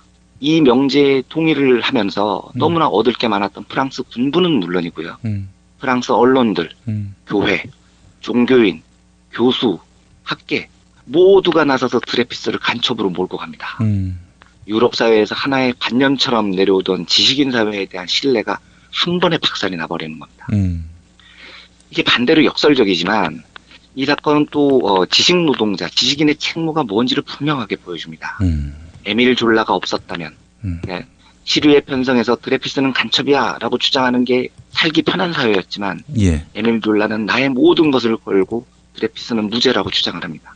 이런 지식인들이 없었다면 드레피스는 영원히 간첩으로 남을 뻔한 겁니다. 예. 이게 바로 지식인의 책무라는 거거든요. 이제 저희 그 스토리 펀딩 이야기를 지금부터 드릴 텐데요. 제가 왜 이 드레피스 사건을 소개를 드리냐면요. 강기훈, 김기설 이 유서 대필 사건이라는 게요. 한국에서는 한국판 드레피스 사건이라고 많이 이야기가 됩니다. 그러니까 동지의 유서를 대필하고 동지가 자살하는 것을 방조했다, 부추겼다. 이 말도 안 되는 처참한 혐의를 한국 사회가 뒤집어 씌우는 과정에서요. 한국 지식인 사회가 보여준 처참한 비겁함은 정말 말로 할 수가 없습니다. 예. 제가 방송에서도 말씀을 드렸지만 명동성당에서 버티시던 강기훈 선생이 결국 쫓겨나듯이 검찰에 출두를 합니다. 명동성당은 더 이상 강기훈을 지켜줄 종교적 양심이 아니었던 겁니다. 예. 여기에 박홍, 김지아, 예, 자칭 태칭 지식인을 자처하던 이들이 가세를 합니다. 언론도 여기에 편승을 하죠. 예. 상식이 무너져 버리는 겁니다. 한 번만 잠깐만 이렇게 생각을 해봐 주십시오. 만약에 100만 보를 양보를 해서요. 강기훈 선생이 자살을 방조했다. 자살을 방조하는 어떤 검은 세력이 있다. 이렇게 가정을 한번 해보자는 겁니다. 예. 물론 그럴 리가 없지만 강기훈 선생의 유죄 혐의 그 판결이 자살 방조죄였거든요. 그래서 100만 보를 양보를 해서 자살을 방조를 했다고 치자고요. 자, 그러면 누군가가 자살을 방조해서 김기설 여사께서 자살을 결심합니다. 그렇다면 왜 유서를 남한테 대피를 시킵니까? 방조에 넘어가서 죽었다고 쳐도 왜 유서를 남한테 써달라고 하냐고요. 이게 상식적으로 말이 안 되지 않습니까? 예. 이걸 생각하는데 상식식이나 필요합니까? 검찰의 주장대로 김기설, 강기훈이 검찰은 공산주의자였다고 몰았거든요. 공산주의자였고 그래서 강기훈 선생이 김기설 씨의 자살을 방조했다고 쳐도 왜 유서를 대필하냐는 거예요. 예. 근데 이건 검사 지들이 생각해도 황당했던 겁니다. 예. 그러니까 지들이 이때 어떤 논리를 내세우냐면요. 제가 그때 기소장 일부를 읽어드리겠습니다. 김기설은 광탄종합고교 1년을 중퇴한 학력의 소유자로 지식과 문장력이 부족함에도 피고인의 지식과 문장력을 이용했다. 이게 무슨 개소리입니까? 돌아가신 김기설 선생께서 무식해서 유서를 쓸 문장력이 안 돼서 한글을 잘 몰라서 강기훈 선생한테 대피를 요구했다는 겁니다. 예. 당시 김기설 열사께서는 한국을 대표하는 진보단체인 전민련 사회부장이셨습니다. 네. 전민련 사회부장이 무식해서 유서를 못 써서 대피를 시켰다는 겁니다. 야, 이게 무슨 뭐 말을 지어내려고 해도 좀 그럴듯하게 그러니까요. 지어내야지 이게. 이게 아무리 당시 검찰이 개새끼들이었어도요. 넘어서는 안 될 선이라는 게 있는 겁니다. 네. 스스로 목숨을 끊으신 낭자를 향해서 네. 고등학교 1년을 중퇴한 학력의 소유자로 지식과 문장력이 부족해서 유서도 제대로 못 쓰는 사람이라는 딱지를 붙이는 건 안 되는 거죠. 네. 그런데 당시 언론이 이걸 다 받았습니다. 예. 그리고 시인 김지아는 죽음의 구판을 걷어치워라 조선일보 3면을 통으로 발라버리죠. 나중에 이 김지아가요. 제가 참 이걸 보고도 황당했는데 나중에 월간 말지하고 인터뷰를 합니다. 이 죽음의 구판을 걷어치워라 이 기사에 대해서요. 예. 김지아가 뭐라고 말을 하냐면요. 내가 오늘을 빌어서 두 가지를 사과할게요. 첫 번째, 그때 글이 너무 날카로워서 흥분해 있던 젊은이들 마음을 상하게 한 것 사과할게. 두 번째, 내가 그때 아팠기 때문에 선배로서 조금 따뜻하게 조언을 못한 거, 즉 적절한 루트나 방법을 찾지 못하고 공개적인 매체를 통해서 갈긴 거, 이건 지금도 내가 그렇게 잘했다고는 생각 안 해요. 이 점 사과할게요. 장난합니까 지금? 예. 그 칼럼으로 공안정국이 촉발됐습니다. 강기훈이라는 사람의 일생을 망쳤습니다. 평생을 민족민주운동을 위해 애썼던 김기설 선생을 유서도 못 쓰는 무식쟁이로 몰았습니다. 민민운 진영의 도덕성이 땅바닥에 떨어졌습니다. 역사를 한 30년쯤 뒤로 후퇴시켰습니다. 예. 목숨을 끊은 수많은 사람들의 삶을 처참하게 짓밟았습니다. 그런데 한다는 말이 글이 너무 날카로워서 흥분해 있던 젊은이들의 마음을 상하게 한 것을 사과한답니다. 예. 이게 지식인의 탈을 쓴 사람이 할 말이냐는 거죠. 아, 김지아 씨는요. 네. 제가 그 이름을 잊은 지 오래입니다. 네. 저도 이 사건을 회고할 일만 아니면 김지아라는 이름을 땅바닥에 묻은 지 저도 오래입니다. 예. 저는요, 이 한국의 지식인 사회가요, 지식노동자 사회가요, 정말 이 강기훈, 김기설, 유서대필 사건 아래 깊이 머리를 조아려야 된다고 생각을 합니다. 그때 이건 옳지 않습니다라고 말하지 못했던 사람들, 지식노동자라는 이름을 팔고 다닐 자격이 없습니다. 예. 지식노동자에게 육체노동이 아니라 지식을 파는 행위로 먹고 살 자격을 사회가 부여하는 이유는요, 그들에게 옳은 말을 할 의무가 부여됐기 때문입니다. 예. 그러니까 사상이 달라서 다른 이야기를 할 수는 있습니다. 내가 보수적 경제학자라서 자유주의를 지지할 수는 있어요. 하지만 동료의 유서를 대필했다, 이 황망한 주장에 대해서 아니라고 이야기할 수 있어야 되는 겁니다. 그런데 한국 지식사회는 그 책임을 25년 전에 다하지 못했습니다. 예. 그리고 지금 간암 투병 중이신 강기훈 선생을 그냥 잊으라, 옛날 일이잖아. 예. 저는 정말 이거야말로 한국 지식사회가 낳은 처참한 비굴함이라고 생각을 합니다. 아까 말씀드렸지만요, 도와주신 분들께 다시 한번 감사의 말씀을 드립니다. 고매한 척하고 그리고 쪽팔리기 짝이 없는 한국 지식사회가 해내지 못한 일들을 저희 청취자분들께서 대신 해주셨습니다. 정말로 고맙습니다. 예. 조금만 더 덧붙여서 말씀을 드리면은요. 예. 펀딩이 많을수록, 참여하시는 분들 숫자가 많을수록, 당연히 지금 현재 1,000만 원으로는 제작비에 턱없이 부족한 상태고요. 그런데 아까도 말씀드렸듯이 권 감독께서는 1,000만 원도 턱도 없을 거다라고 생각을 해서 이렇게 작게 금액을 설정했다고 하시더라고요. 그런데 당연히 많은 분들이 도와주시면 제작에 현실적인 큰 도움이 될 겁니다. 그런데 권 감독 말씀을 들어보면 돈도 돈이지만 참여자가 많을수록 이 개봉관을 확보하는 데 큰 힘이 된다는 겁니다. 어쩌면 지금 한국의 영화의 현실에서는 이 영화가 제작이 돼도 개봉관에서 걸리지 못할 가능성이 굉장히 높다고 하더라고요. 예. 그래서 다시 한번 염치 없지만 제가 청취자분들께 부탁을 드립니다. 예. 아직도 펀딩이 진행 중에 있고요. 비록 이제 1,000만 원 모금 목표는 달성했지만 여전히 부족한 제작비, 여전히 열악한 개봉 환경. 예, 그래서 다음 포털 사이트에서 스토리 펀딩 강기훈을 검색해 주시고요. 부디 따뜻한 마음으로 이 영화 제작에 도움의 손길을 보내주시기를 다시 한번 간청드립니다. 예. 더 많은 분들이 참여해 주시고 도와주십시오. 예. 그래서 이 영화가 당당히 개봉이 돼서 25년 전 한국 사회가 진 빚, 그러니까 강기훈 선생께 진 그 무거운 빚을 조금이라도 갚을 수 있는 그런 계기가 되기를 간절히 소망을 합니다. 네. 이 시대를 살고 있는 우리에게 역사가 묻습니다. 당신들은 그때 무엇을 했느냐. 이런 기가 막힌 사건을 보고도 아무런 공명이 없느냐라고 묻고 있습니다. 이런 역사의 물음 앞에 우리가 뭔가 응답을 해야 될 때가 아닌가 이런 생각을 해보게 됐습니다. 스토리 펀딩 다음에서 강기훈 입력하면은 찾을 수 있죠? 네, 맞습니다. 예, 여러분의 많은 동참을 바라겠습니다. 네, 이완배 기자님 오늘도 말씀 잘 들었습니다.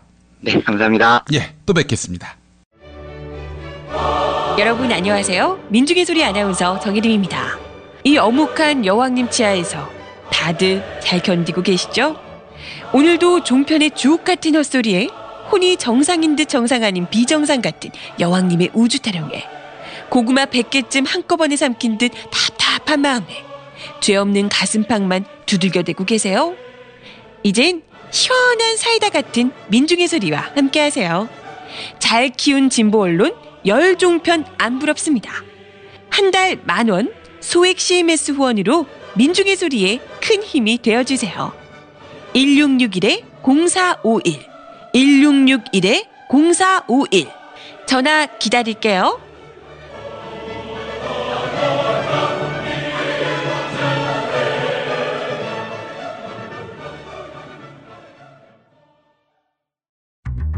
여섯 살 하늘이 밥을 잘 안 먹어요. 엄마, 나 이거 맛이 없어요. 그만 먹을래요. 엄마의 걱정은 점점 더해가는데요. 그런데 이때 택배입니다. 연지연 곰탕이 배달됐어요. 직접 도끼로 팬 장작불 위에 한우 사골과 도가니를 가마솥에 한가득 넣고 24시간 끓인 진구. 연지연 곰탕이 하늘이 입에 들어가는 순간 맛있다. 엄마 한 그릇 더 주세요. 하늘이의 밥도둑 연지연 곰탕. 조미료 같은 첨가물이 전혀 들어가지 않아 엄마의 기쁨은 더하답니다. 연지연 곰탕은 강화군에서 김포시 방향으로 강화대교 건너자마자 있습니다. 포장 판매는 한 팩 800g에 7,000원, 7팩 이상 무료 배송합니다. 주문 전화는 010-7252-1114, 010-7252-1114.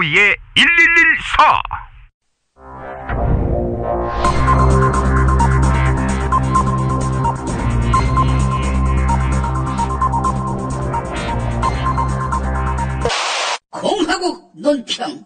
반기문이라는 마지막 문 앞에 서신 박근혜 동지께서는 이 문이 못 열리도록 용접, 납땜을 하고 있는 서울시장 박원순에 대한 강도 높은 국가적 중대 조치를 취하실 계획을 표명하시고 구체적인 공격 방침을 제시하시었다. 경애하는 박근혜 동지의 단호한 결심은 반기문이 귀국하는 날 그의 오는 길에 채를 뿌리는 모든 방해 세력에 대한 강력한 경고의 표현이다. 박원순은 유엔 사무총장이 끝나면 최소한 5년은 자기 나라 정부에서 일하지 말아야 한다는 유엔 결의를 지켜야 한다고 말하고 있는데 반기문을 유일한 다음 대통령감으로 생각하고 있는 박동지에 대한 체질적인 거부감과 적개심을 노골적으로 드러내는 추호도 용납할 수 없는 포악무도한 도발 행위에 다름 아니다. 박원순은 본래 과격하거나 노골적인 발언을 하지 않아서 그동안 우리 친박 정권이 갖고 놀기 좋았는데 옥바라지 골목에 나타나서 이거 하면 안 돼요 이러면서 깡패짓을 하는가 하면 반기문이 오는 길에 채를 뿌리는 등 천하의 원수, 쓰레기, 악질, 반동, 양아치, 쓰다 버린 콘돔, 밑닦고 버린 휴지, 먹다 버린 생선뼈에 다름 아닌 극악무도한 역적배의 난동을 서슴지 않고 있다. 박원순은 박근혜 동지의 차기 대권 구상에 대한 모독을 즉각 중단해야 할 것이며 박동지에게 대권 출마 포기라는 큰 선물도 상납해야 할 것이다. 그렇지 않을 시에는 박동지를 참을 수 없이 모독하고 우롱하는 것으로서 전추의 한이 될 참혹하고 참담한 대가를 감수해야 할 것이다. 박원순은 차제에 서울시장 퇴임 후 5년 동안은 어떠한 선거에도 출마하지 않겠다고 선언하기 바란다. 그렇지 않을 시에는 박동지의 치솟는 분노와 형천동지할 탄압의 불벼락을 피할 수 없게 될 것이다. 박동지는 지방자치제를 끝장내고 대통령 직선제를 몽땅 없애버린 아버지 박정희 동지의 따님을 잊지 말아야 할 것이다.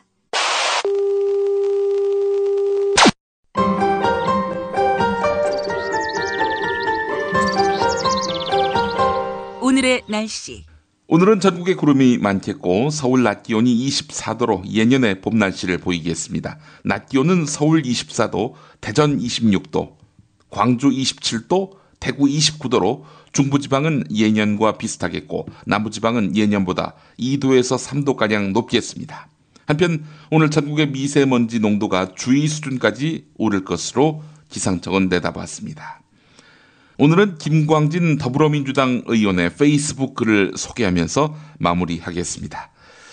국회에서 6년 된 컴퓨터를 교환하는 것을 세금 낭비라며 문제 삼는 동아일보의 단독 기사. 공공기관 컴퓨터는 도대체 얼마나 써야 된다는 주장인지, 그리고 그 컴퓨터를 19대 국회의원이 가져가는 것도 아니고 중고로 조달청에서 매각하는 것인데, 끝없는 정치 혐오 조장은 그만하고 이제는 진짜 기사를 쓸 때가 되지 않았나요? 네, 이런 내용이었습니다. 여야를 싸잡아 비난하면서 정치 혐오를 부추기면 야당에게 도움이 될까요? 여당에게 도움이 될까요? 네, 동아일보는 그 답을 알기 때문에 이딴 식의 기사를 쓰는 겁니다. 뉴스 매거진 마치겠습니다.